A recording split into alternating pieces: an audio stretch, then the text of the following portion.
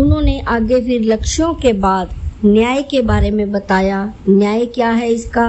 न्याय के बारे में ऑगस्टाइन न्याय को ईश्वरीय राज्य का सर्वप्रथम तत्व मानते हैं, और न्याय जो है वो क्या है? ईश्वरीय राज्य का तत्व है।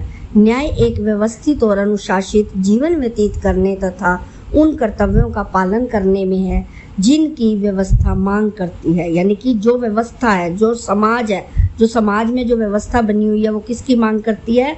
उन कर्तव्यों और नियमों को व्यतीत करने के लिए जो अनुशासित हो, उसके द्वारा परिवार राज्य और ईश्वरीय राज्य के संदर्भ में न्याय की विवेचना की गई है। एक न्याय परिवार के लिए आवश्यक है कि वह न केवल आंतरिक रूप से अनुशासित हो बल्कि अपने कर्तव्यों का भी पालन करे। शांति सेकंड है इसका। शांति क्या है? ऑगस्टाइन के ईश्वरीय राज्य की दूसरी विशेषता शांति है।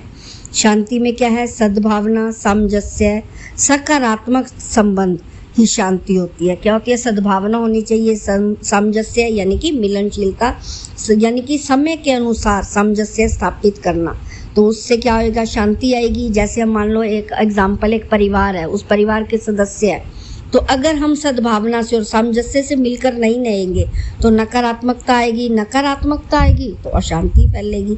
तो शांति के लिए क्या होना चाहिए? सामंजस्यता होनी चाहिए। ऑगस्टाइन के अनुसार प्रत्येक समाज का, चाहे वह पृथ्वी हो या स्वर्गीय, उद्देश्य शांति प्राप्त करना है। शांति के लिए 2 शर्तें आवश्यक है। उसमें क्या है कि कानून के अधीन रहने चाहिए, दूसरे व मानव मात्र को एक दूसरे से वैसा ही प्रेम करने की प्रेरणा दी जानी चाहिए। फिर उन्होंने बताया राज्य विषयक विचार, फिर है दासता विषयक विचार, और फिर आगे दिया है दासता विषयक। दासता के लिए क्या है? इन्होंने दासों को इसलिए प्रसन्नता और सद्भावना के साथ अपने स्वामियों की सेवा करनी चाहिए, इससे उनके पापों का क्षय होता है। और इसमें क्या है? दासों के बारे में जब बताया है, राज्य के बारे में और दास के बारे में, फिर उन्होंने बताया है संपत्ति के बारे में।